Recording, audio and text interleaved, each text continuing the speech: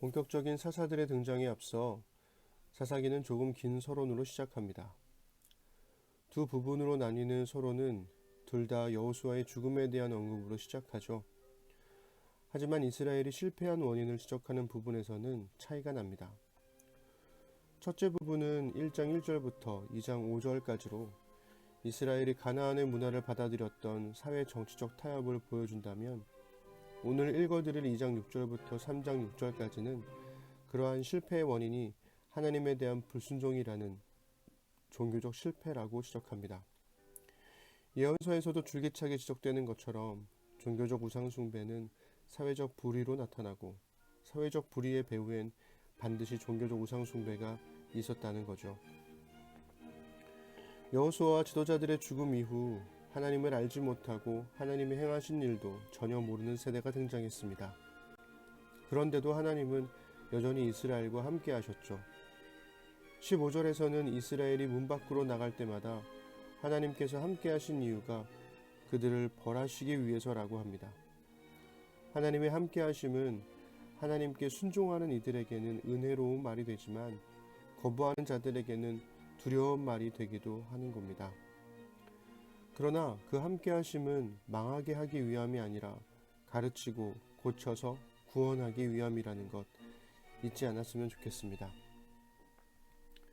8절과 18절에서는 사사처럼 하나님을 믿는 지도자가 살아있는 동안에는 이스라엘이 하나님을 섬겼고 하나님도 이스라엘을 구원해 주셨다고 반복하며 강조합니다. 그러나 그들이 죽고 나면 다시 우상숭배와 사회적 타락으로 돌아가 버렸죠. 서론은 이후 사사기의 전체 흐름이 심판, 회개, 구원, 타락, 그리고 다시 심판이라는 사이클로 이어지게 될 것임을 알려줍니다. 오늘은 사사기 서론의 두 번째 부분인 2장 6절부터 3장 6절을 읽어드리겠습니다. 여호수아가 이스라엘 백성을 해산시킨 뒤에 그들은 각각 자신들이 유산으로 받은 땅으로 가서 그 땅을 차지했다. 여호수아가 살아있는 동안, 그리고 그가 죽은 후에도 하나님께서 이스라엘을 위해 행하신 모든 크신 일을 직접 경험한 지도자들이 살아있는 동안에는 백성이 하나님을 잘 섬겼다. 그 후에 하나님의 종 눈의 아들 여호수아가 110살의 나이로 죽었다. 그들은 그가 유산으로 받은 땅인 가하스산 북쪽 에브라임 산지의 딥낫 헤레스에 그를 묻었다. 마침내 그 세대가 모두 죽어 땅에 묻혔다. 그 후에 하나님을 알지 못하고 그분께서 이스라엘을 위해 행하신 일도 전혀 모르는 세대가 일어났다. 이스라엘 백성이 하나님 보시기에 악을 행했다. 그들은 바알 신들을 섬겼고 자신들을 이집트에서 인도하여 내신 하나님, 그들 조상의 하나님을 버렸다. 그들은 다른 신들, 주변 민족들이 섬기는 신들과 어울렸고 실제로 그 신들을 섬겼다. 바알신과 아스타롯 여신을 섬기는 것 때문에 그들이 하나님을 얼마나 노하시게 했는지 모른다. 하나님께서는 이스라엘에게 불같이 진노하셨다. 그래서 그들을 약탈자들의 손에 넘겨 약탈당하게 하셨고 사방의 적들에게 헐값에 팔아넘기셨다. 그들은 적들 앞에서 무력했다. 그들이 문 밖으로 나갈 때마다 하나님께서 그들과 함께 하셨지만, 그것은 하나님께서 말씀하시고 또 맹세하신 대로 그들을 벌하시기 위해서였다. 그들의 상황이 몹시 위태했다. 그러나 하나님께서는 사사들을 일으키셔서 그들을 약탈자의 손에서 구해내셨다. 그런데도 그들은 사사들의 말을 좀처럼 들으려 하지 않았다. 그들은 음란하게도 자신들을 다른 신들에게 팔아버렸다. 다른 신들을 예배한 것이다. 그들은 조상들이 하나님의 명령에 순종하며 걸어온 길을 순식간에 떠나갔다. 그 길과 아예 관계를 끊어버렸다. 하나님께서 그들을 위해 사사를 세우실 때면 하나님께서는 그 사사와 함께 하셨다. 그 사사가 살아있는 동안에는 원수들의 압제에서 이스라엘 백성을 구해주셨다. 자신들을 괴롭히고 짓밟는 자들 때문에 신음하는 그들의 소리를 들으시고 하나님께서 그들을 불쌍히 여기셨던 것이다. 그러나 사사가 죽고 나면 백성은 곧바로 옛날 방식으로 돌아가 조상보다 더 악하게 다른 신들을 쫓고 섬기고 예배했다. 고집센 노새처럼 그들은 악한 행실을 놓으려 하지 않았다. 이스라엘을 향해 하나님의 진노가 불타올랐다. 그분께서 말씀하셨다. 이 백성이 내가 그들의 조상에게 명령한 내 언약을 버리고 내 말을 듣지 않았으니 나 또한 여호수아가 죽은 후에 남아있는 민족들을 단 한 사람도 쫓아내지 않을 것이다. 내가 그들을 통해 이스라엘을 시험하고 이스라엘의 조상들처럼 그 자손들이 하나님의 길로 걸어가는지 지켜볼 것이다. 그래서 하나님께서는 그 민족들을 남겨두셨다.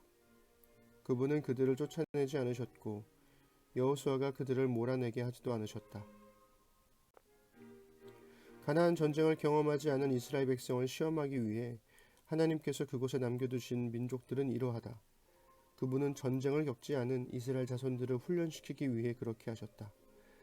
블레셋의 5군주, 가나안 사람 전부, 시돈 사람, 바알 헤르몬 산에서부터 하맛 고갯길까지 레바논 산에 사는 히윗 사람을 남겨두셨다. 그것은 모세를 통해 조상들에게 주신 하나님의 명령에 이스라엘이 순종하는지 시험하여 알아보기 위해서였다. 그러나 이스라엘 백성은 가나안 사람, 헷 사람, 아모리 사람, 브리스 사람, 히윗 사람, 여부스 사람과 함께 어울려 살았다. 이스라엘은 그들의 딸과 결혼했고 그들의 아들을 사위로 삼았다. 그리고 그들의 신들을 섬겼다. 하나님은 이스라엘의 신음소리를 들으시고 그들을 구원하십니다.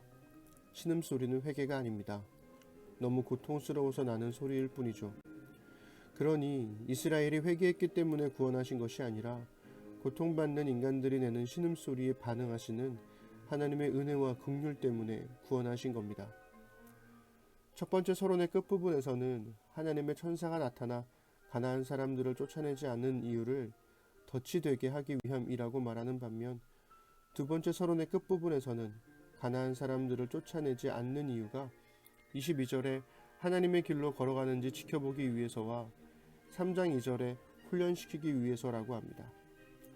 오랜 세월이 지나오면서 가나안 사람들과 공존하게 된 이스라엘의 현실을 이해하기 위한 다양한 해석들이 존재하는 거죠. 성경은 그러한 다양한 해석들을 인정합니다. 그러니 벌어진 사건에 대해 누군가는 심판이라 하고 누군가는 시험이라고 했을 때 둘 중 하나만 옳은 것이 아닙니다. 하나의 사건에는 다양한 의지와 의미들이 있는 거죠. 그것을 우리가 어떻게 해석하느냐에 따라 우리의 반응이 달라지는 것, 결국 어떻게 반응할 것인가가 중요합니다. 특히 3장 1절은 가나안 전쟁을 경험하지 않은 이스라엘 백성을 시험하기 위해 하나님께서 그곳에 남겨두신 민족들이 등장하고 하나님은 전쟁을 겪지 않은 이스라엘 자손들을 훈련시키기 위해 그렇게 하셨다고 합니다. 하나님이 이스라엘의 부족한 전투 경험을 높이기 위해서 가나안 사람들을 이용하시는 것일까요? 하나님은 전쟁을 좋아하시는 걸까요? 그렇지 않습니다. 소위 거룩한 전쟁이라 불리는 하나님의 전쟁에는 사람이 참여하는 전쟁이 아닙니다. 오히려 하나님의 거룩한 전쟁은 사람의 전쟁을 부정하죠. 이집트로부터 홍해를 건널 때 그리고 광야를 지나 가나안 땅에 들어오는 동안 이스라엘이 경험한 모든 전쟁은 사람이 아닌 하나님이 싸우신 전쟁이었습니다.